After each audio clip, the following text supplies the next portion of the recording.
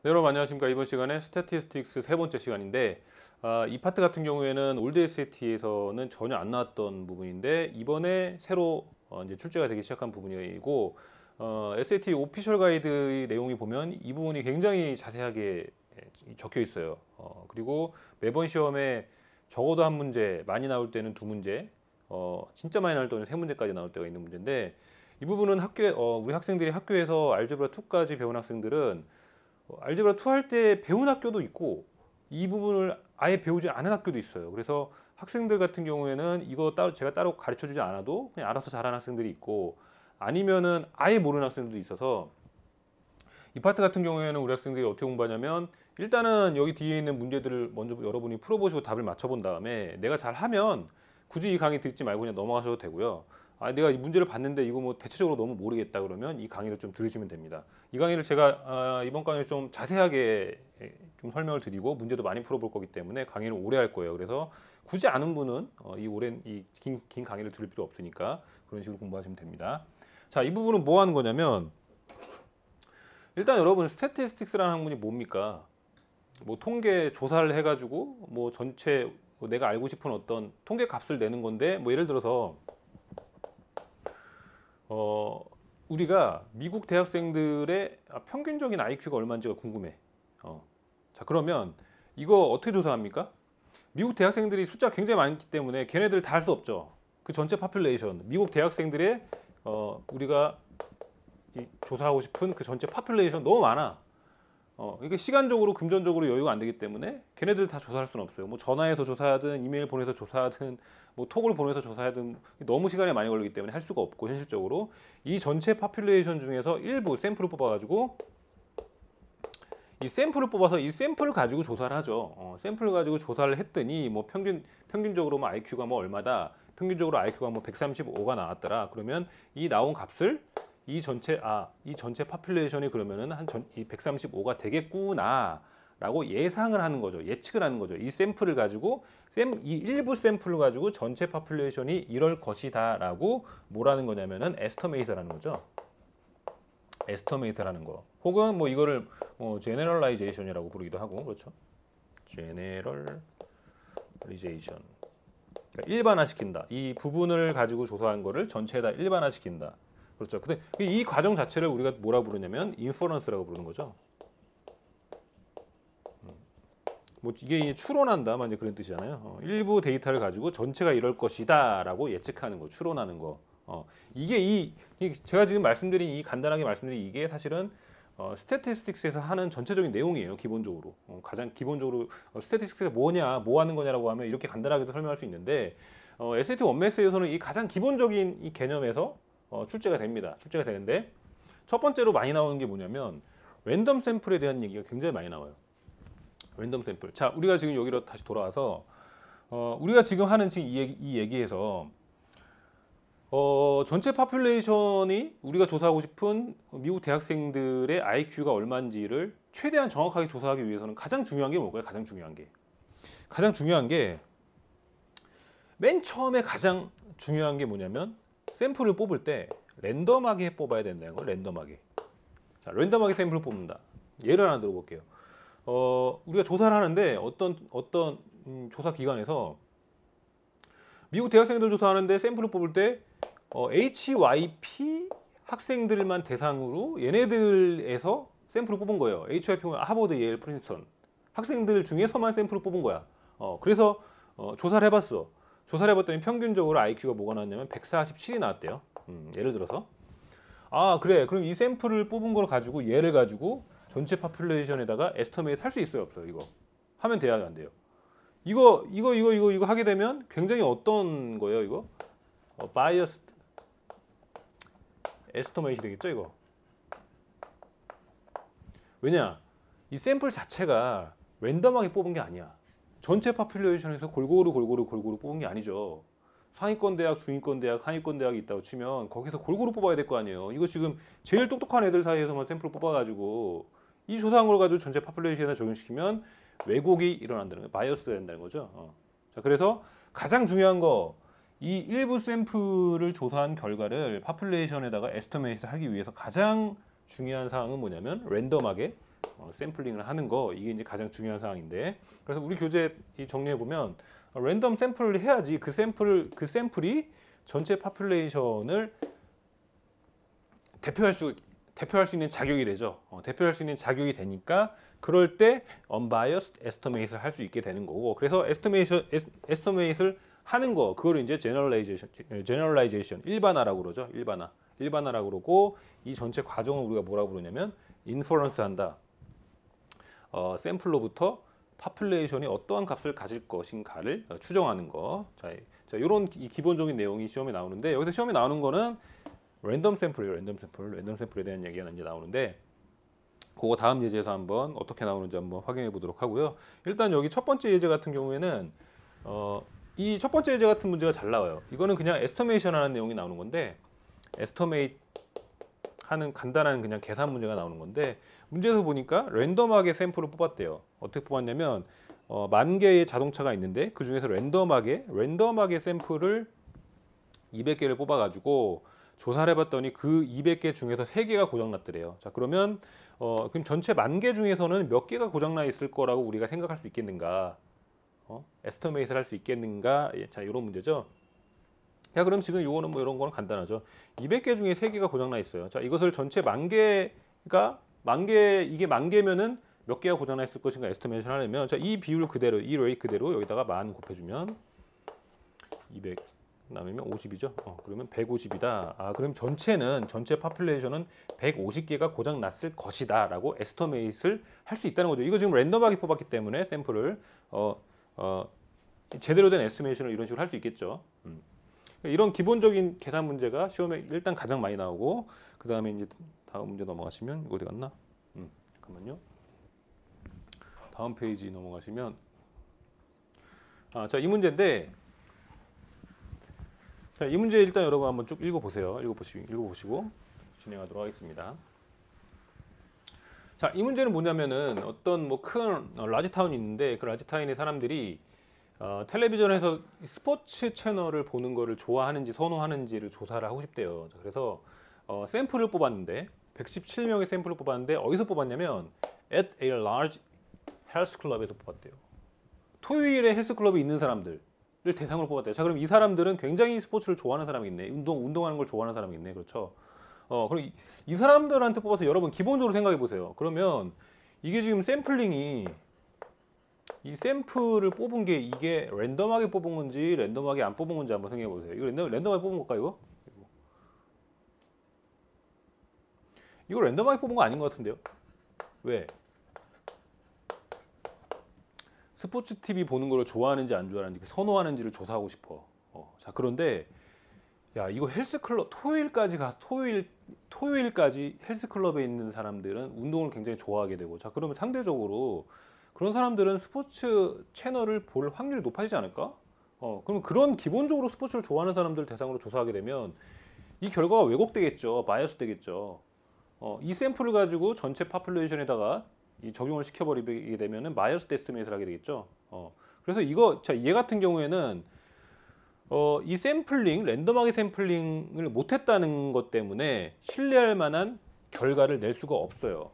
그래서 다음 중에 신뢰할 만한 결과를 내지 못하게 하는 가장 큰 요인이 뭐냐 했을 때는 이게 답이 D가 됩니다. 왜? 이게 지금 서베이를 하는 장소가 이거 지금 여기 헬스클럽에서 했기 때문에 랜덤하게 샘플링을 못한 거 아닙니까? 그렇죠. 너무 특정 지역에서만, 특정 곳에서만 스포츠를 너무 좋아하는 사람들을 대상으로만 했기 때문에 랜덤하게 샘플링 못했다는 거, 이것 때문에 신뢰할 만한 결과를 낼 수 없다는 거죠. 자, 근데 여기서 하나만 더 말씀드리면 이거 답을 A로 하는 학생들도 은근히 많아요. 왜 그러냐면 이거 상식적으로 잘 생각한 거예요. 왜냐하면 샘플 사이즈가 또 이게 신뢰할 만한 결과를 낼 수 있는가에 있어서 이제 영향을 미치는데, 이제 좀 이따 우리 배울 건데, 쟤는 이제 마진 오브 에러라는 거에 영향을 미치는데, 샘플 사이즈가 커지면 커질수록 이 통계 조사의 정확성이 좀 커지겠죠. 우리가 지금 통계 조사를 해가지고 전체에다가 적용시킬 때 아무래도 전체 파퓰레이션을 다 조사한 게 아니기 때문에 에러란 게 생겨요. 에러란 게 오차라는 게 생기는데, 이 샘플 사이즈를 최대한 키워주면 키워줄수록, 샘플 사이즈를 높이면 높일수록 이 에러는 줄어들겠죠. 뭐 당연한 얘기겠죠. 상식적으로 생각해도. 그래서 신뢰할 만한 결과를 내는 데 있어서 아주 중요한 요인은 샘플 사이즈도 중요한 요인이긴 해요.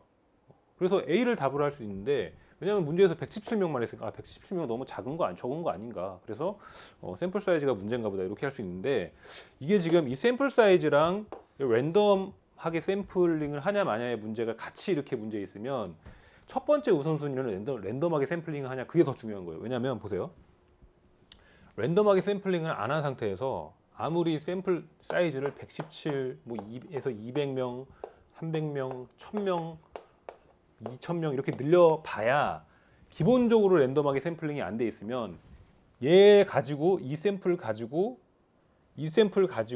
전체 파퓰레이션에다가 에스티메이트를 할 때 기본적으로 바이어스 된 상태이기 때문에 이 샘플 사이즈를 늘리는 게 그닥 도움이 안 돼요. 애초에 랜덤하게 샘플링이 안 돼 있으면, 아까 예를 들어서 우리 HIP에서만 뽑아서 한 경우를 생각했을 때, 여기서 기본적으로 이거는 기본적으로 랜덤하게 샘플링을 못 한 거야. 그래서 기본적으로 바이어스 될 수밖에 없어. 얘네들 가지고 100명을 뽑아서 조사를 하든 200명을 뽑아서 하든 300명을 뽑아서 하든 1000명을 뽑아서 하든 이게 바이어스 된 그 결과에 별로 도움이 안 돼. 정확성에 별로 도움이 안 된다는 거예요. 그렇죠. 그래서 기본적으로 가장 중요한 거는 랜덤하게 샘플링을 하냐 마느냐. 자, 그리고 그게 해결됐을 때 그 다음에 우리가 이제 샘플 사이즈를 늘리면 늘릴수록 더 정확한 결과를 낼 수 있다는 거. 그래서 요거를 정리하시면 됩니다. 그래서 이게 두 개가 같이 이렇게 시험에 나오면 기본적으로 얘가 우선순위예요. 랜덤 샘플링이 우선순위고, 만약에 이 문제에서 이 D가 없으면 A를 답으로 할 수도 있겠죠. 그럴 때는. 그렇죠? 그래서 이 개념을 정리하시고, 자, 그 다음에 보시면 이거는 한번 여러분이 읽어보시고요. 자, 그 다음에 이제 마진 오브 에러라는 거 방금 전에 이제 잠깐 언급을 했는데, 마진 오브 에러는 뭐 간단한 겁니다. 그냥 오차 범위예요. 오차 범위.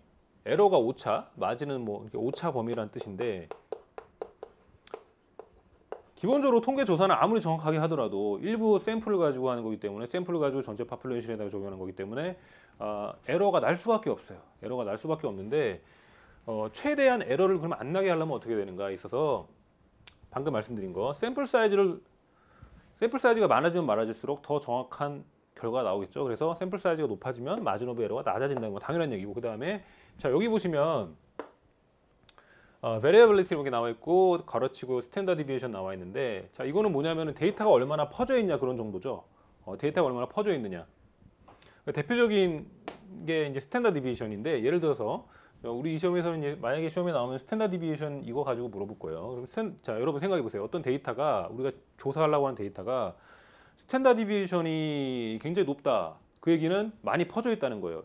예를 들어 민이 여기라고 그러면은 이 민으로부터 많이 퍼져 있다는 거예요. 데이터들이. 그렇죠. 자, 이런 데이터가 있고, 스탠다드 디비에이션이 낮은 데이터가 있어. 그거는 이 데이터들이 이렇게 밀집되어 있다는 거예요. 그렇죠. 자, 그럼 이 두 개의 데이터 중에서 어떤 데이터를 골라서 해야, 어떤 데이터를 했을 때 마진 오브 에러가 낮아질까요? 그냥 이거 직관적으로 생각해 보면 스탠다드 디비에이션이 낮은 거, 즉 데이터들이 좀 밀집되어 있는 거, 이제 특성이 좀 비슷비슷한 애들이라는 거예요. 그렇죠. 그런 애들 가지고 그런 애들을 샘플을 뽑아가지고 했을 때가 스탠다드 디비에이션이 높은 애들보다 마진 오브 에러가 낮겠죠. 즉 스탠다드 디비에이션이 높아지면 높아질수록 데이터가 좀 많이 퍼져 있고 애들이 특성이 좀 너무 많이 좀 달라져. 그렇기 때문에 걔네들 같은 경우에는 마진 오브 에러가 높아집니다.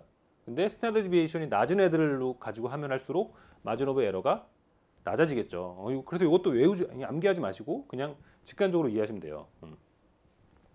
자, 요거는 간단한 내용이죠. 내용 자체는. 근데 이제 문제가 어떻게 나오는지 한번 보도록 합시다. 자, 3번 문제 보도록 하겠습니다. 자, 3번 문제는 무슨 어떤 큰 대학교의 사이콜로지 디그리 프로그램에 참여하는 학생들에 대해서 뭐 이제 거기서 80명을 랜덤하게 셀렉션 해가지고 무슨 조사를 했냐면은 평균적으로 하루에 독서를 몇 시간 얼마나 하냐 했을 때 85분을 한다고 조사가 나왔대요. 평균적인 민 리딩 타임이 85분이다. 이렇게 조사가 나왔답니다. 이거 뻥 같은데요. 하루에 85분씩이나 읽는다고 책을 대학생들이. 전공 서적까지 포함하면 그럴 수도 있겠다. 뭐 어쨌든 자, 그런데 이 통계 조사의 마진 오브 에러가 오차가 4.3 미닛이라고 이렇답니다. 자, 그럼 이게 어떤 의미냐면은 조사한 값이 85야. 그럼 마진 오브 에러가 4.3이면 85에서 4.3 뺀 거 80.7에서 4.3 더한 거 89.3 이 범위의 실제 트루민 실제 우리가 알고 싶은 값이 이 범위 안에 들어갈 가능성이 많다는 얘기죠. 이런 식으로 어쨌든 통계 조사가 나왔는데 자, 이 의미에 대해서는 좀 이따 다시 설명드릴 거예요. 자세하게. 자, 근데 이 문제에서는 뭘 물어보는 거냐면은 마진 오브 에러를 줄이고 싶대요. 다른 서베이어가. 다른 리서치에서는 마진 오브 에러를 줄이고 싶은데 그럼 어떻게 해야 되냐? 어떻게 해야 했을 때 자, 마진 오브 에러 줄이려면 어떻게 해야 돼요? 첫 번째 샘플 사이즈 늘려야 되고 그다음에 스탠다드 디비에이션 같은 거 이런 거 작은 데이터에서 뽑아야 되는데 스탠다드 디비에이션 이거는 내가 컨트롤 못 한다고 그랬죠. 그렇기 때문에 샘플 사이즈를 키우는 거 지금 샘플 사이즈 80에서 저거보다 많게 해야 되겠죠. 그래서 일단 A랑 B는 답이 아니고 샘플 사이즈 키운 거 300, 300 이게 답이 될 수 있는데 여기서 답이 될 수 있는 거 타겟팅 지금 이 조사의 타겟팅은 누구예요?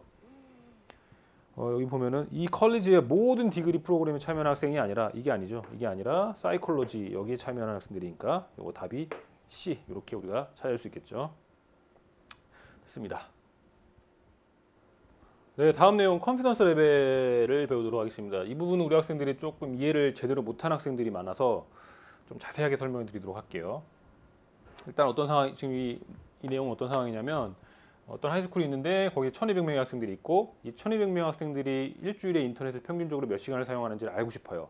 그래서 물론 1200명 다 조사하면 좋겠지만 그렇게 할 수가 없으니까 80명만 랜덤 샘플을 뽑아가지고 조사를 했더니 평균적으로 일주일에 14시간을 인터넷을 사용하더라. 이렇게 결과가 나왔답니다. 자, 그러면 이 14시간 사용한다.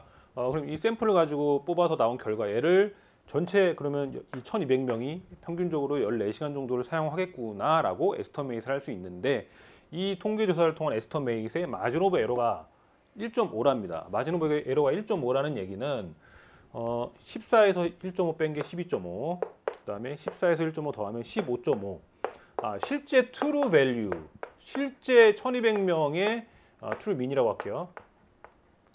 이 트루 민이라는 거는 실제 1200명의 평균적으로 인터넷 사용하는 시간이겠죠. 우리가 진짜 알고 싶은 값. 근데 이거 모르니까 우리가 이제 통계 조사해가지고 에스티메이션 하는 거 아닙니까?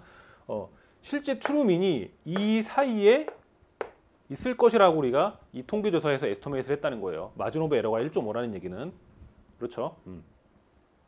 그래서 요거를 이 인터벌을 컨피던스 인터벌이라고 우리가 이제 부른다는 것이고. 그래서 뭐 여기까지 지금 설명드린 내용은 이해하기가 그렇게 어렵지 않죠.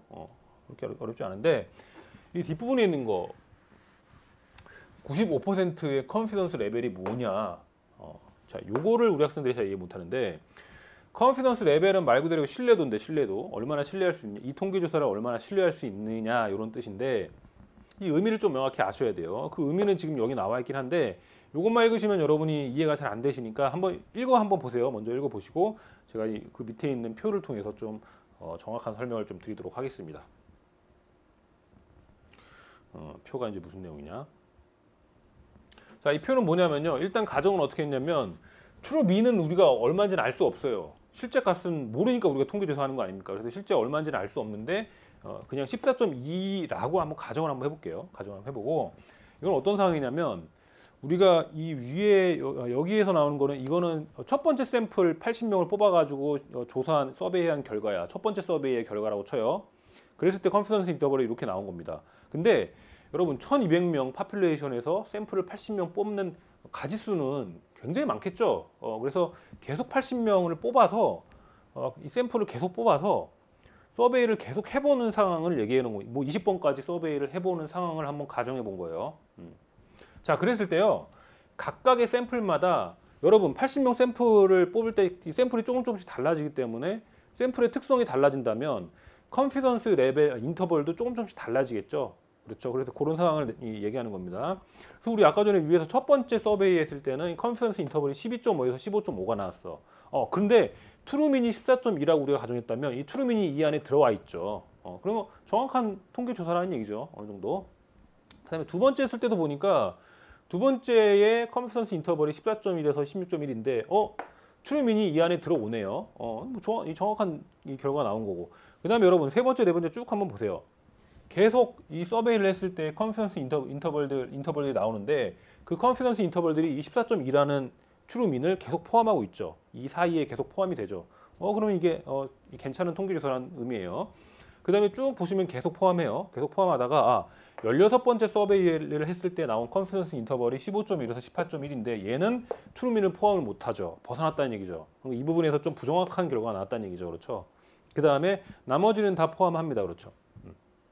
자, 그럼 얘를 가지고 우리가 어떻게 얘기할 수 있냐면 전체 서베이를 조사를 20번을 했어요. 샘플을 20개를 뽑아가지고 그랬을 때 각각 다 다른 컨피던스 인터벌이 나왔는데 그 컨피던스 인터벌 중에 19번은 트루민을 포함하는 정확한 결과가 나왔죠.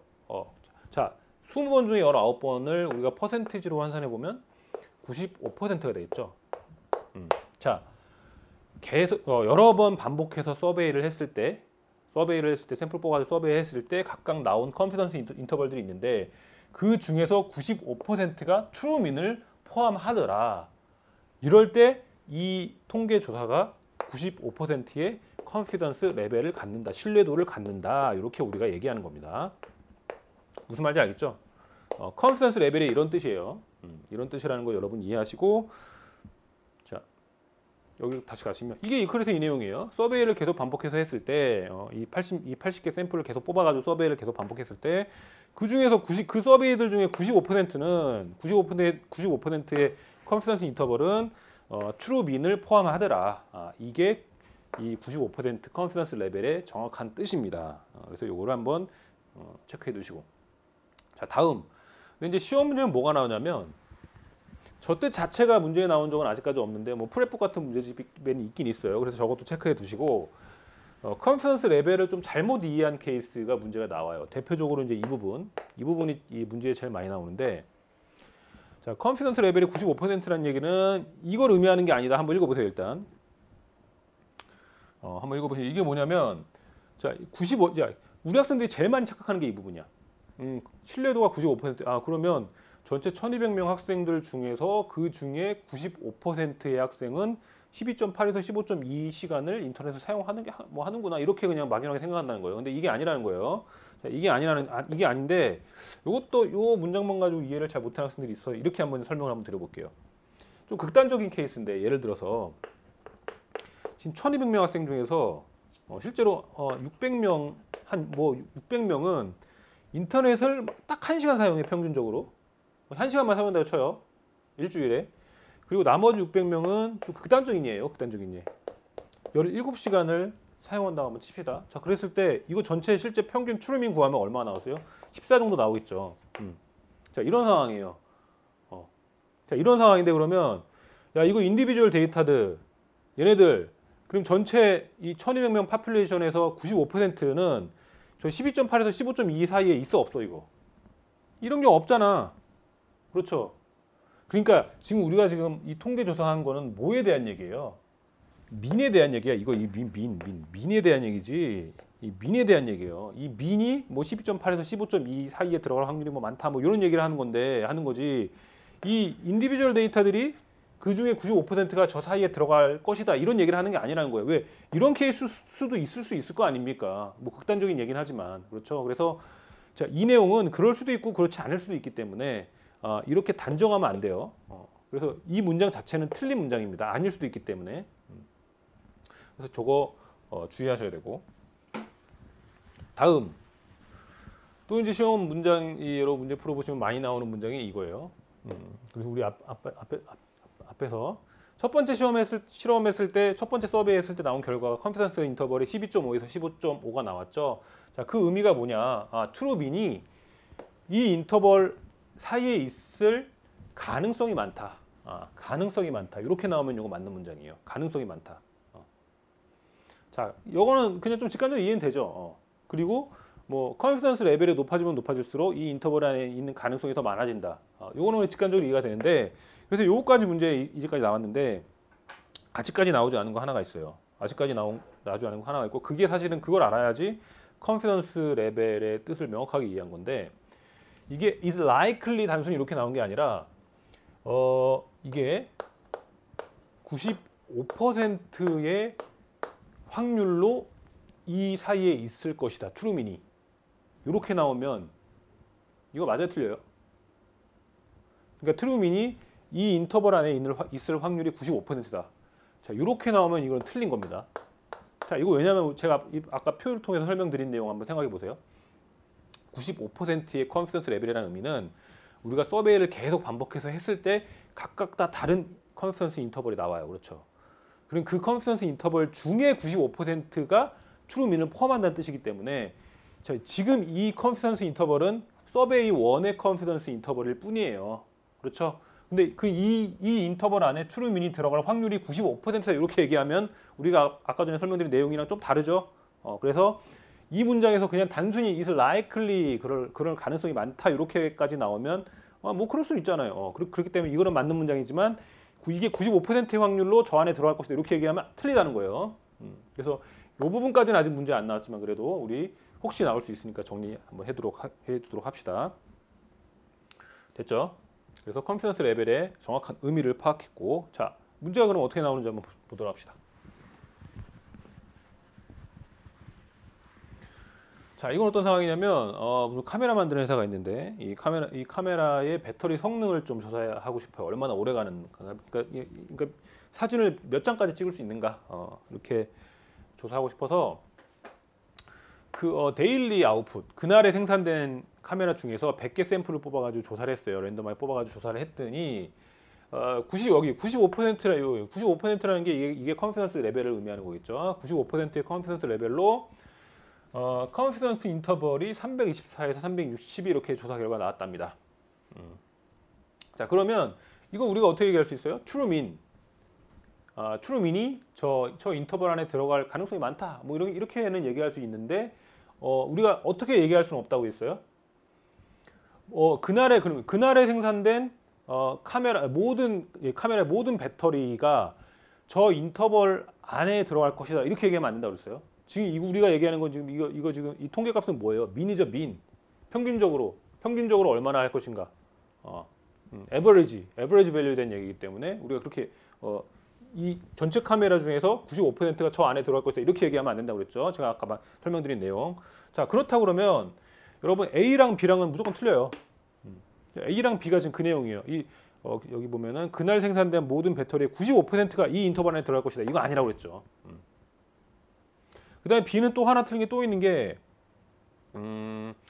ever produced 이거 아니죠. 우리 타겟팅이 잘못된 거죠. 이거는. 그리고 이 내용도 틀렸기 때문에 B는 일단 안 되는 거고. 자, 그러면 C랑 D랑 내용 중에 뭐가 맞겠어요? It is plausible. 자, 이 plausible 이게 뭐 it is likely 비슷한 뜻이죠. 뭐 그럴 만하다. 그래서 뭐 어떨 만하다? average life가 true average life가 이 인터벌 안에 들어갈 가능성이 많다. 이렇게까지만 얘기하면 이게 맞는 내용이라는 거죠. 근데 이제 여기서 C랑 D랑 구분되는 거는 지금 우리 타겟팅이 그날에 생산된 카메라에 있는 배터리를 배터리를 조사한 거니까 그날, that day 이게 맞는 거고 ever produced 이거 아니라는 거죠. 그래서 D는 답이 아니고 C가 이렇게 답이다. 자, 여기서 제가 하나만 더 여러분께 한번 물어볼게요. 이게 만약에 이렇게 문장이 나온 게 아니라 true average life가 이 인터벌 안에 들어갈 확률이 95%다 이렇게 나왔으면 이거 맞아요, 틀려요? 이거는 틀리다는 거예요. 그렇죠? 왜? 컨피던스 레벨의 의미랑 다르기 때문에. 그래서 요거까지만 여러분이 같이 정리해 주시면 좋을 것 같습니다. 자, 그래서 컨피던스 레벨 내용을 정리해 봤습니다.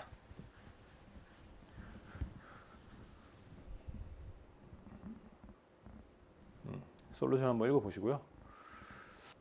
자, 다음 내용 보도록 하겠습니다. 랜덤 셀렉션, 랜덤 어사인먼트 이렇게 되어 있는데, 자, 랜덤 셀렉션, 랜덤 샘플 얘기예요. 랜덤 샘플 하게 되면 우리가 그 샘플 뽑아가지고 조사한 걸 가지고 전체 파퓰레이션에다가 에스터메이트 할 수 있다는 거, 제너럴라이제이션 할 수 있다는 거 우리가 배웠고요. 어소시에이션 내용을 좀 이따 이그젠플에서 뭔지 살펴보도록 할게요. 그다음에 이제 랜덤 어사인먼트라는 내용이 하나 더 나오는데, cause and effect 관계가 있으려면 랜덤 어사인먼트가 있어야 된다. 자, 이런 내용인데요. 이그젠플을 보면서 좀 자세히 설명드리도록 하겠습니다. 자, 일단 이그젠플 여러분 한번 이 내용 한번 읽어보세요. 읽어보시고, 네, 읽어보셨죠?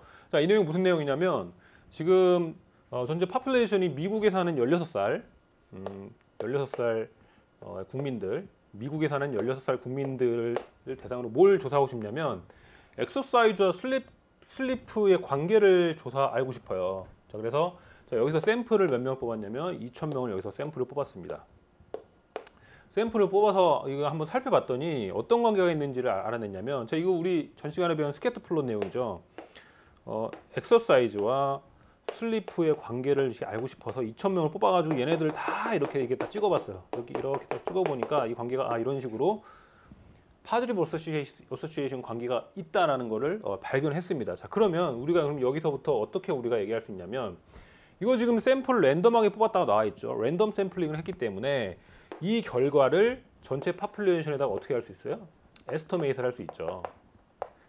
에스터메이트를 할 수 있으니까 자, 그러면은 어떤 문장이 맞는 문장이냐면 미국에 사는 16살 국민들은 운동을 많이 하면 많이 할수록 잠을 많이 자더라. 그래서 파지티브 어소시에이션 관계가 있더라. 이렇게 얘기할 수 있기 때문에 일단 답이 A가 되겠죠.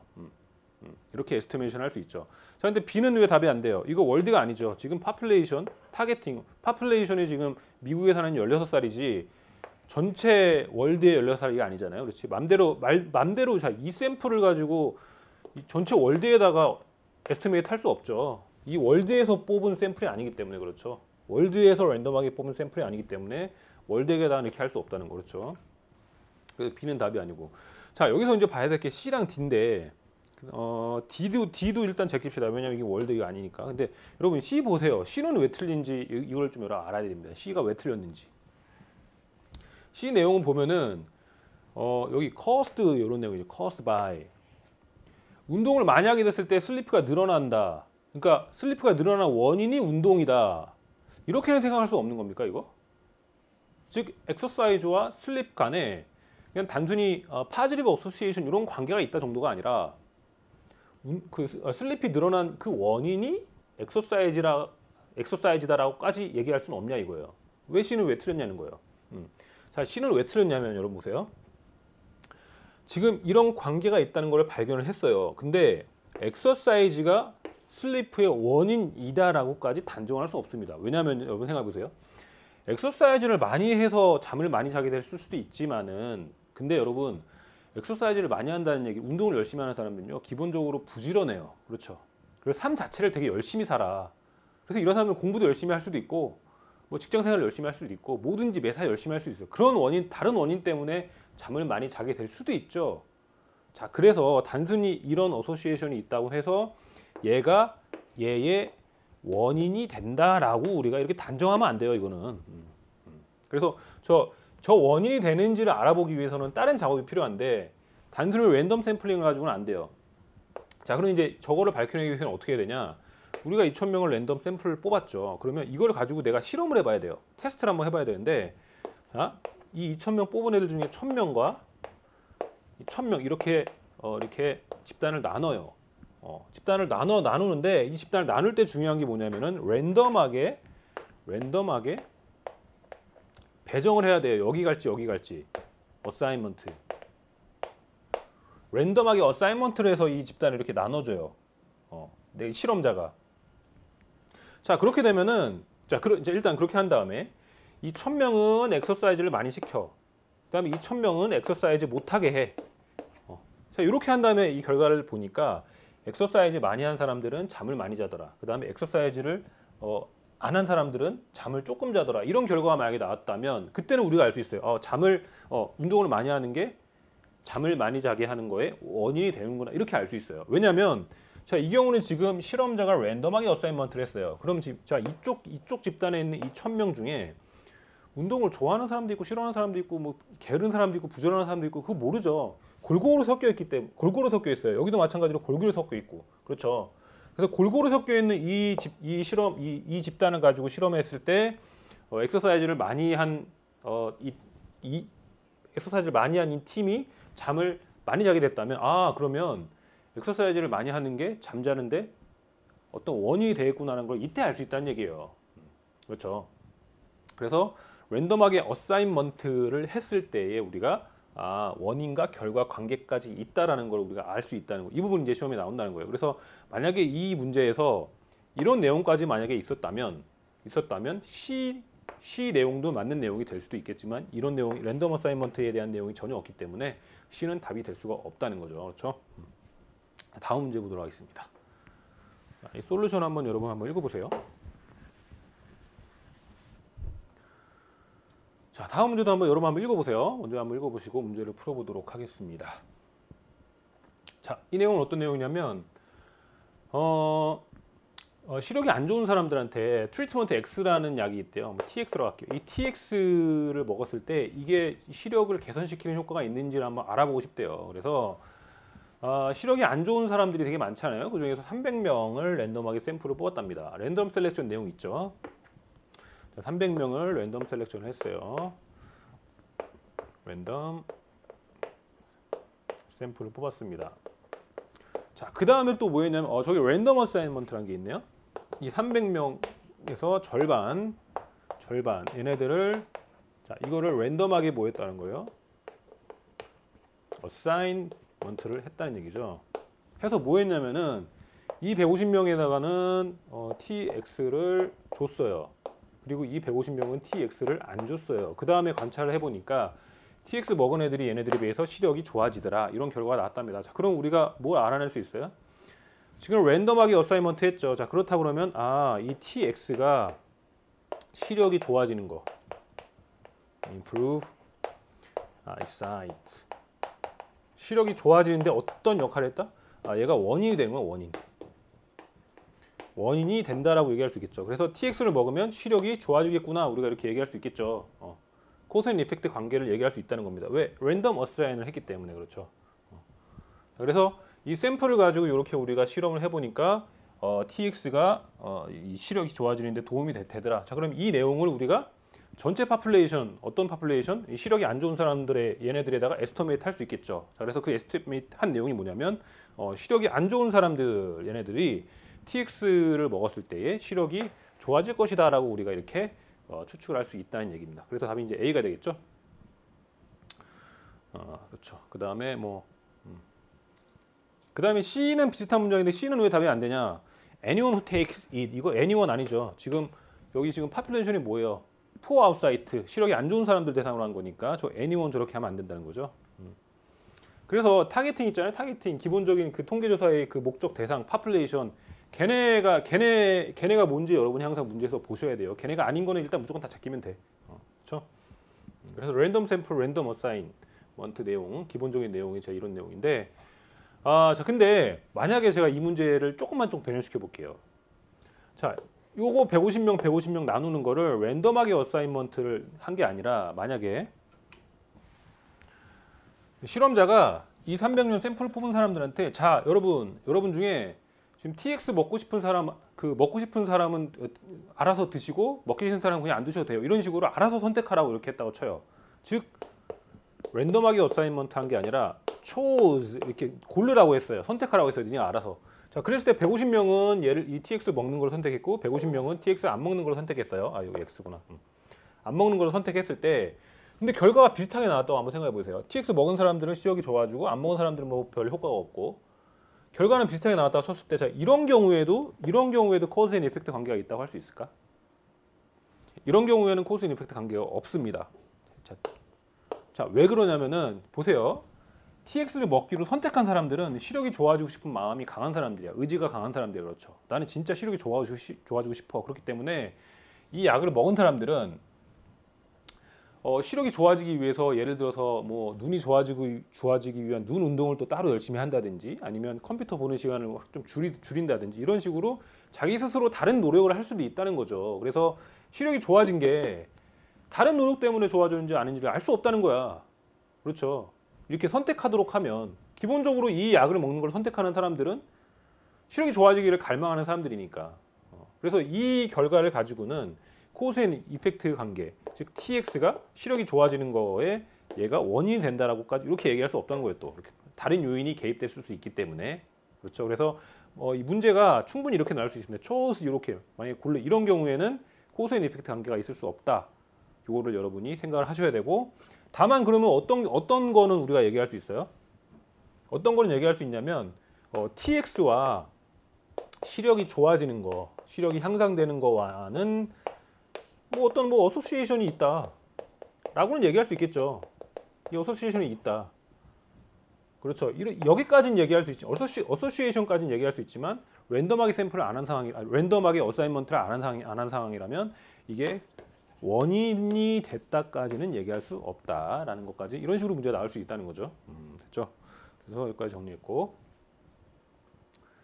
자, 이 설명도 한번 읽어보시고요. 이제 뒤에 이제 문제가 여러 개, 9문제가 있는데 이 시험에 나올 만한 문제 여기다 다 실어놨습니다. 제 설명 듣고 이 문제 풀면 그렇게 어렵진 않을 거니까 여러분이 한번 문제 한번 쫙 풀어보신 다음에 또 강의를 들어보시기 바랍니다. 네, 문제 풀어보도록 하겠습니다. 자, 시간을 좀 절약하기 위해서 여러분이 한번 풀어본 문제들이니까 제가 문제의 내용에 대한 해설은 따로 안 드리고 바로 문제를 좀 빨리빨리 풀게요. 자, 여기서 여러분 문제되는 여기 이제 답이 일단 D인데 이거 왜 답이 D냐면 이 샘플 랜덤 셀렉션이 안 됐다는 거죠. 왜? 지금 이 강아지 파크를 만드는 거를 선호하느냐 안 하느냐를 이제 조사할 때 있어서 랜덤하게 샘플을 해야 되는데 이 문제는 뭐냐면은 강아지를 가진 사람들 대상으로 했다는 얘기는 이런 사람들 샘플을 조사하면 당연히 다 좋다고 하지. 누가 싫다고 하겠어요. 그래서 이게 어떻게 이 샘플이 랜덤하지가 않고 어떻게 됐다? 바이어스 됐다. 그래서 전체 파퓰레이션을 대표할 수가 없는 샘플을 뽑은 게 문제다. 그래서 랜덤 셀렉션을 안 했다는 거 이게 문제라는 거죠. 답이 D.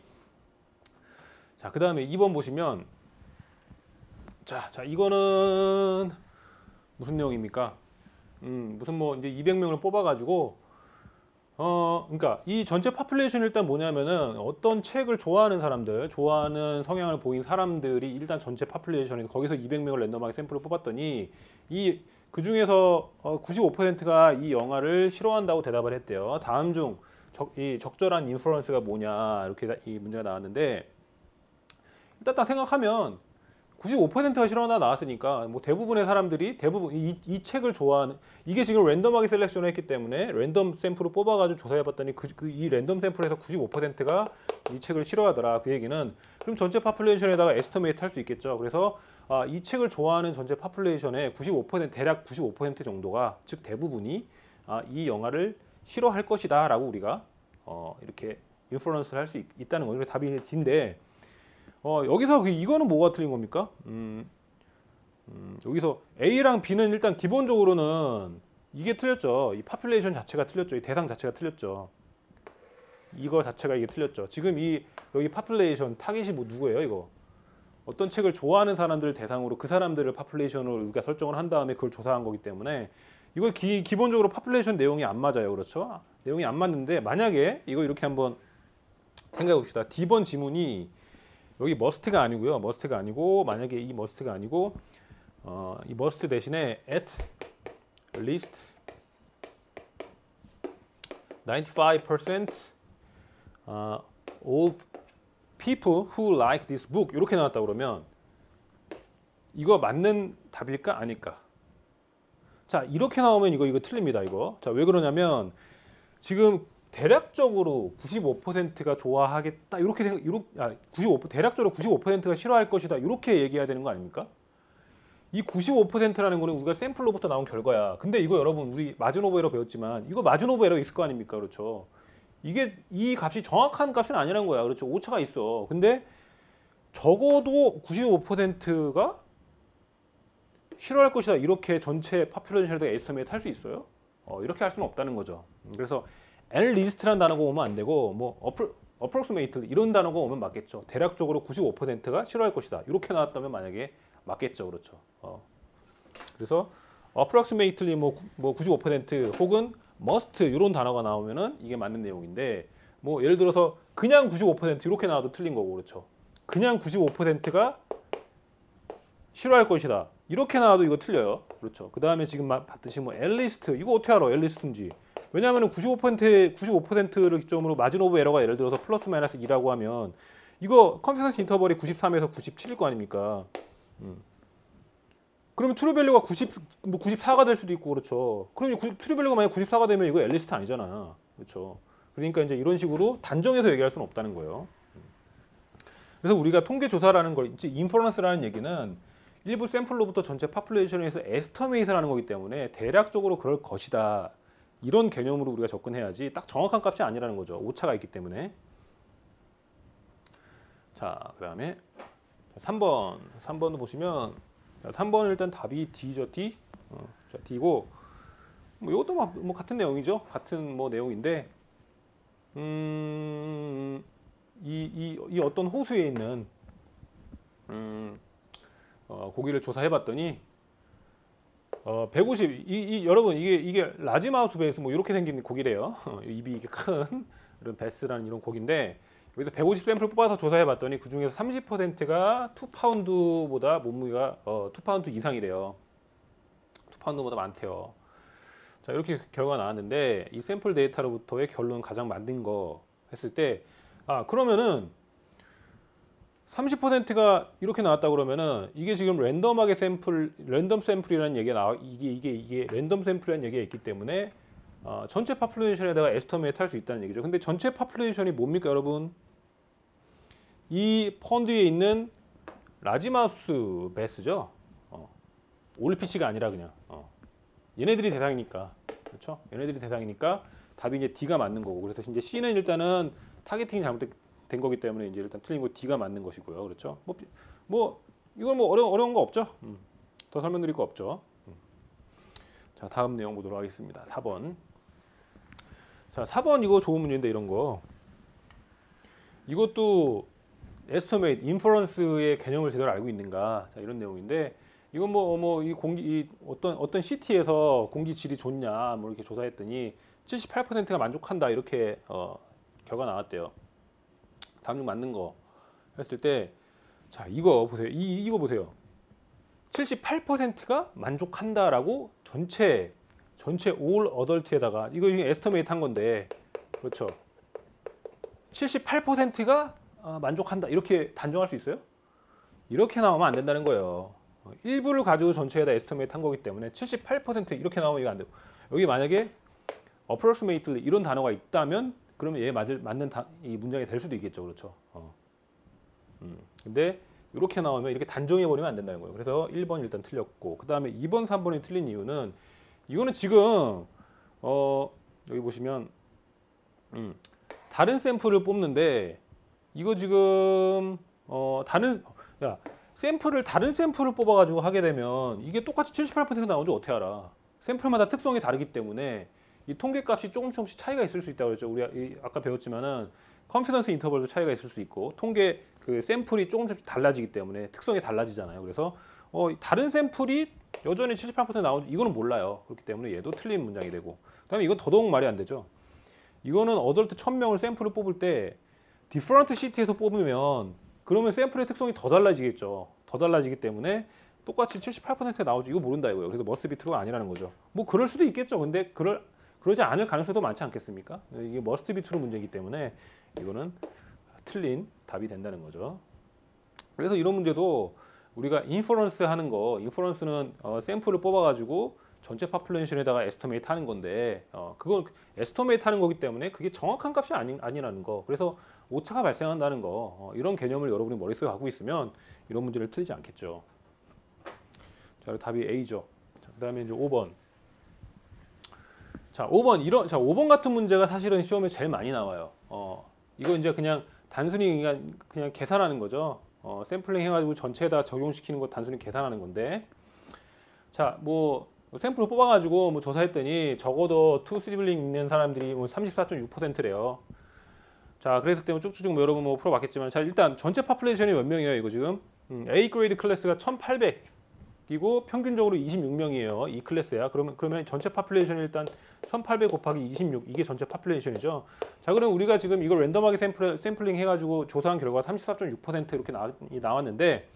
전체 파퓰레이션에서 그러면은 두 명 형제보다 적게 가진 애들은 몇 명쯤 되겠는가 에스티메이트 할 수 있겠느냐 이렇게 나왔으니까 자, 적어도 2명 가진 애들이 34.6이라 그러면 2명보다 적게 가진 애들은 저거 반대니까 55.4%가 되겠죠.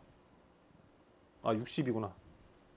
65.4%는 2명보다 적게 가진 애가 되겠죠. 자, 그러면 이거 샘플 조사한 애를 가지고 전체 파퓰레이션 에스티메이션을 하게 되면 여기다 곱하기 0.654 자, 이거 구해주면 전체 파퓰레이션에 에스티메이션을 하는 결과가 나오겠죠. 이거 이제 계산을 해보시면 얘는 이제 답이 C가 나올 겁니다. 자, 넘어갈게요. 자, 그다음에 이제 6번. 이거 아까 전에 풀었던 거랑 똑같죠? 마지노베이러 줄이려면 어떻게 되냐? 이거는 그냥 넘어갈게요. 답 C죠. 답 C고 C랑 D랑 비슷한데 D는 답이 안 되는 얘기가 이거는 말대에 있는 거를 조사한 거지 전체 저기 조사한 게 아니기 때문에 자, 넘어갈게요. 똑같은 문제이기 때문에 자, 7번. 그 다음에 7번도 똑같은 문제죠. 이거 답 뭡니까? 답 C. 답 C죠. 아까 전에 했던 자세히 설명드렸으니까 넘어갈게요. C랑 이 D가 답이 아닌 이유 마찬가지. 이거 지금 여기 조사 대상이 패스트 이어에 대한 거지. 이 디케이드가 아니죠. 답이 이제 C. 넘어갈게요. 8번. 8번 이런 게 중요해요. 8번. 8번 문제 진짜 많이 틀린 문제인데 이거는 좀 진짜 어렵게 나온 겁니다. 문제가. 자, 이건 일단 내용이 뭐냐면 어떤 커뮤니티 센터에서 스페니쉬 코스를 제공을 하고 그 스페니쉬 코스를 들은 학생들 전부가 또 에디셔널 오디오 레슨을 제공받았어요. 제공받았는데 그 중에서 그 에디셔널 레슨을 자기가 들은 학생들은 뭐 더 잘한대요. 다른 학생 그 안 들은 학생보다. 자, 그러면 이거 여러분 이 문장을 딱 봤을 때 그러면 저거 에디셔널 오디오 레슨이 학업 성적 향상에 도움이 되고 원인이 됐겠구나 이렇게 생각할 수 있지 않습니까? 그래서 이거 답을 뭘로 많이 하냐면 이거 C로 답을 많이 한다는 거예요. 이거 테이킹 에디셔널 오디오 레슨이 임프루브먼트의 어떤 원인이 되겠구나. 근데 C가 답이 아니잖아요. C가 답이 아니고 이게 답이 D인데 왜 답이 D냐? 코스 앤 이펙트 관계가 이걸 코스 앤 이펙트 관계가 있다고 우리가 이게 얘기할 수 없다는 게 랜덤 어사이먼트 내용이 없어요, 여기. 랜덤 어사이먼트. 이 내용이 여기 없습니다. 자, 왜 그러냐면 보세요. 우리가 지금 에디셔널 오디오 레슨이 임프루브먼트의 원인이 되느냐를 판단하기 위해서는 얘네들을 랜덤하게 어사이먼트를 해가지고 실험을 해봐야 돼요. 실험을 해봐야 되는데 이거는 지금 랜덤하게 어사이먼트 한 게 아니라 자기가 who takes 해가지고 밑줄 쳐놓은 이유가 who takes 자기가 자발적으로 이거 들은 거야. 그렇죠? 그래서 자기가 자발적으로 들은 애들은 성적 향상이 있었다는 건데 자, 그렇다 그러면 자발적으로 이 에디셔널 오디오 레슨을 듣는 애들이라 그러면 기본적으로 공부를 열심히 하려는 애들이겠죠. 그렇다 그러면 걔네들은 오디오 레슨뿐만 아니라 자기가 기본적으로 공부를 열심히 하는 애들이야. 그렇기 때문에 성적이 올랐을 수도 있거든요. 반드시 오디오 레슨 때문이라고 얘기할 수 있어요, 없어요? 없죠. 그렇기 때문에 오디오 레슨이 원인이 돼서 성적이 올랐다라고 우리가 그렇게 얘기할 수는 없다는 거예요. 랜덤 어사이먼트 얘기가 없으니까. 그래서 이게 만약에 이 코스 앤 이펙트가 있다고 얘기하려면 실험자가 직접 저 학생들을 이렇게 에디셔널 오디오 레슨 듣는 애들, 안 듣는 애들 직접 나눠야 되겠죠. 직접 랜덤하게 어사이먼트를 해서 실험을 해봤을 때 만약에 똑같은 결과가 나왔다면 코스 앤 이펙트 관계가 있다 이렇게 얘기할 수 있겠지만 지금 저 상황은 아니라는 거예요. 랜덤하게 어사이먼트가 안 됐다는 거예요. 그래서 저런 표현을 가지고 저 내용을 가지고 여러분이 랜덤하게 어사이먼트가 됐는지 안 됐는지를 파악해야 되니까 약간 어려운 문제가 되는 거죠. 자, 9번 보면 이거 아까 전에 했던 내용 비슷한 내용인데 여기 초호스트 이렇게 돼 있죠. 자, 이 내용 때문에 우리가 알 수 있는 건 뭐냐면 자, 여기 이거 지금 랜덤하게 어사이먼트 된 거예요, 안 된 거예요? 이거 안 된 거죠. 자기가 고른 거니까. 자기가 자발적으로 이렇게 고른 거기 때문에 랜덤하게 어사이먼트가 된 게 아니라서 따라서 이 경우에는 코즈 앤 이펙트 관계가 있다고 우리가 얘기할 수 없다. 그래서 답이 이게 뭐냐면 답이 C죠. 어사인 된 게 이게 지금 랜덤하게 어사이먼트 된 게 아니기 때문에 어떻게 된 건지에 대해서 우리가 이게 퀘스천업을 하다. 그렇죠? 그래서 뭐 B 이런 거 A 이런 거 can improve 이렇게 우리가 얘기할 수 없다는 거예요. 랜덤하게 어사이먼트가 된 게 아니기 때문에. 그렇죠? 자, 됐습니다. 이렇게 우리가 다 문제를 풀어봤는데 이 파트 같은 경우에는 조금 혹시 이 내용을 처음 배우는 학생들이 조금 어려울 수 있으니까 꼭 다음 내용 넘어가기 전에 전체적으로 한 번만 좀 복습을 해주시고 넘어가면 좋을 것 같습니다. 나중에 가면은 꼭 까먹어요. 또 많이 까먹고 그냥 또 자기 또 감으로 풀어. 감으로 풀게 되면 문제가 조금 어렵게 나오면 또 틀릴 수 있으니까요. 여러분 꼭 복습하시고 다음 내용으로 넘어가시기 바랍니다. 수고 많으셨습니다.